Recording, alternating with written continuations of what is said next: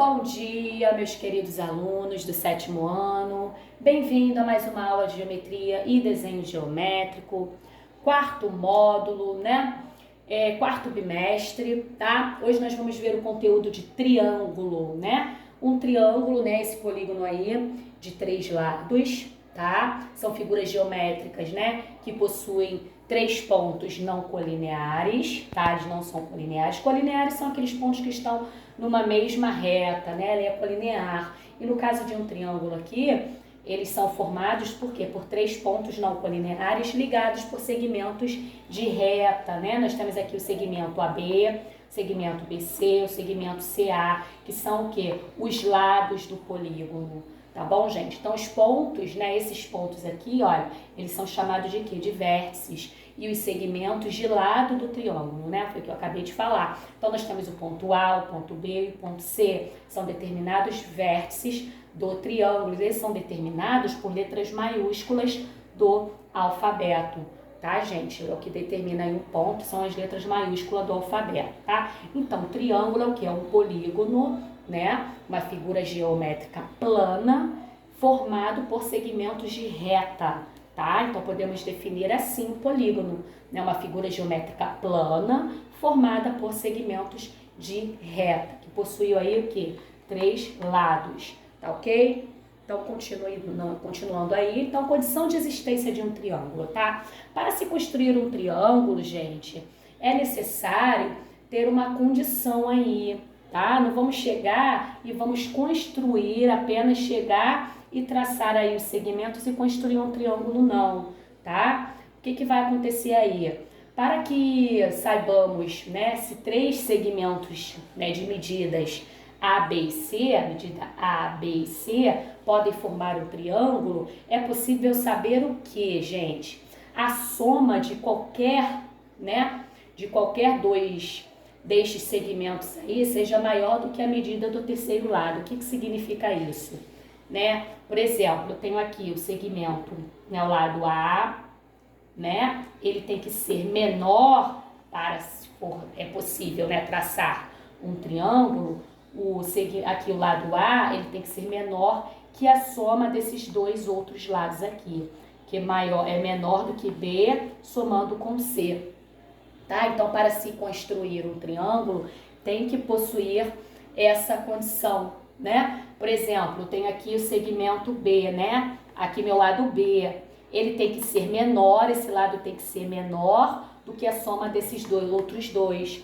Eu tenho aqui o segmento C, olha, vocês podem observar aqui, olha, o lado é bem grande, ele tem que ser menor do que a soma do lado A com B, tá? Então, essa é a condição de existência para se construir um triângulo. Existe uma condição, tá? Não podemos chegar com qualquer medida, né, e construir aí um triângulo. A condição de existência é que um lado ele tem que ser menor que a soma dos outros dois lados do triângulo. Se um triângulo ele possui 3 lados, sempre um lado vai ser menor que a soma dos outros dois, tá? Qualquer lado que seja. Por exemplo, o lado B, ele tem que ser menor, esse lado aqui, que a soma do lado A com C, tá, gente? Então, essa é a condição de existência para se construir um triângulo, tá? Não vamos chegar do nada e construir um triângulo com qualquer medida. Existe essa condição para que ele exista, tá?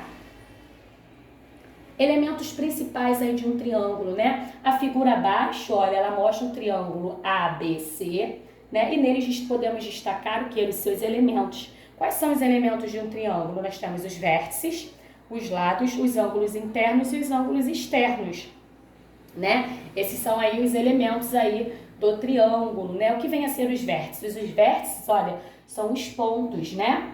Ó, o vértice que liga, né, um segmento a um outro vértice, tá? Então, nós temos o vértice A, o vértice B e o vértice C, tá ok? Ó, vértice A são os pontos, tá? Que vai ligar esses segmentos. Então, vértice A, vértice B e vértice C. Os lados quais são? Os lados são os segmentos de reta, né? Segmento AB, eu tenho um lado C. Segmento BC, eu tenho um lado A. Segmento AC, eu tenho um lado B, tá? Então, os lados é o quê? Os lados A com B, eu tenho um segmento igual a C, né? Então, os lados são os segmentos de reta. Esses aí também é um elemento. Os ângulos internos, que vem a ser os ângulos internos?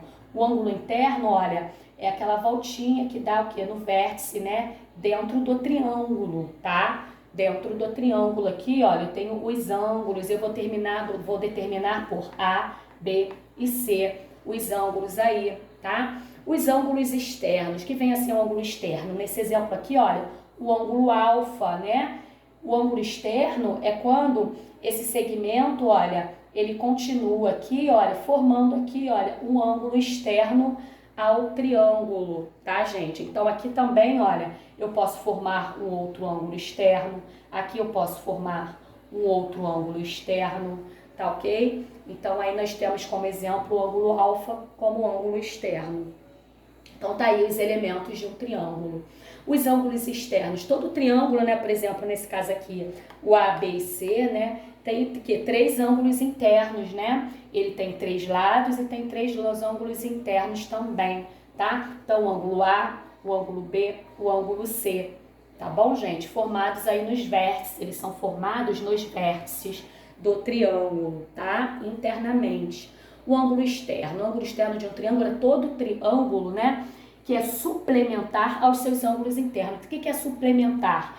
É a soma das duas medidas, tem que dar o quê? 180 graus, tá? Então, todo o ângulo externo, ele vai ser suplementar com o ângulo interno, medindo aí um total de 180 graus, que é uma medida de um ângulo raso, né? De meia volta, que vale o quê? Que vale a 180 graus. Olha, você pode ver, ó, que todo o ângulo externo, né?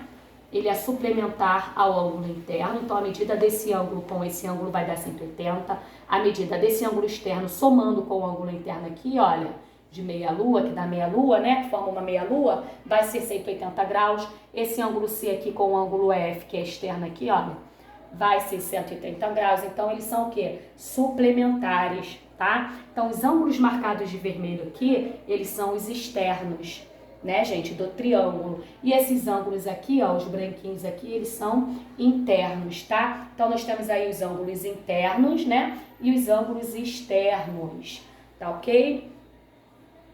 Então, continuando aí, olha, classificação dos ângulos, né? Quanto aos ângulos, nós podemos classificar os triângulos da seguinte maneira. Então, quanto aos ângulos, tem uma classificação, tá? Nós temos aí, olha, quanto aos ângulos, um triângulo retângulo, tá? Podemos classificar um triângulo como retângulo quando ele possui um ângulo interno de 90 graus. Quando ele possui, veja bem aqui, ó, um ângulo reto, né? Quando ele tem um ângulo reto, tá? Interno nesse triângulo, ele vai se chamar de quê? De retângulo. Acutângulo. Acutângulo é quando possui todos os seus ângulos internos menores do que 90 graus. São os agudos, né? Todos os ângulos, isso são todos os ângulos internos de um triângulo, possuir medidas inferiores a 90 graus. Nós vamos chamar esse triângulo de triângulo acutângulo. Vocês observem, gente, que no finalzinho da palavrinha, ó, ângulo, nós temos ângulo, ângulo, ângulo, porque está relacionada à classificação quanto aos ângulos, tá?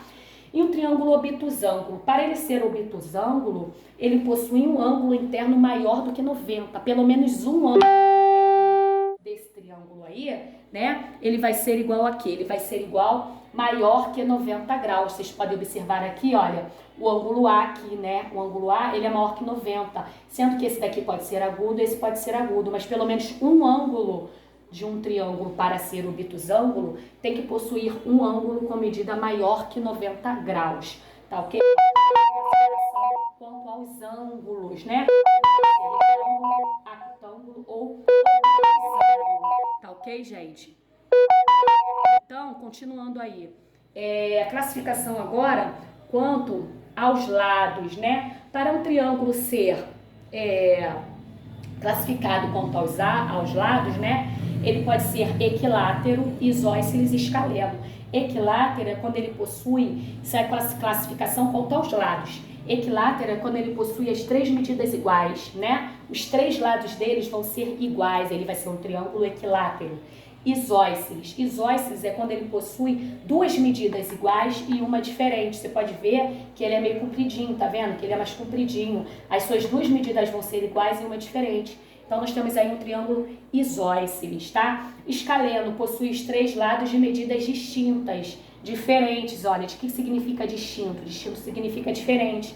Quando os 3 lados, eles são totalmente um diferente do outro, tá? Vai ter uma medida, o outro vai ter uma outra medida e um terceiro lado vai ter uma outra medida. Então nós vamos chamar esse triângulo de quê? De triângulo escaleno, tá ok, gente? Então, quanto aos lados, nós temos o equilátero, o isósceles e o escaleno. Equilátero, quando possui suas 3 medidas iguais. Escaleno, quando possui 2 medidas iguais. Isósceles, quando possui 2 medidas iguais. E o escaleno, quando possui as 3 medidas diferentes, totalmente diferentes, tá? Essa é a classificação que? Quanto aos lados, tá bom? Então, nós vamos ficar por aqui, tá? Nós já citamos aí a definição de um triângulo, né? Os elementos de um triângulo. Nós vimos os ângulos internos, os ângulos externos, tá? A classificação quanto aos lados, a classificação quanto aos ângulos, tá? E agora nós vamos fazer os exercícios, tá ok, gente? Durante a aula eu estarei aí tirando a dúvida de vocês. Eu peço a todos que interagem bem no Google Meet, tá? Vamos fazer os exercícios juntos e sanar todas as dúvidas. Se necessário, irei explicar a matéria novamente, tá bom? Então nós vamos ficar por aqui. Então até aí o próximo vídeo, até a próxima aula e fiquem com Deus.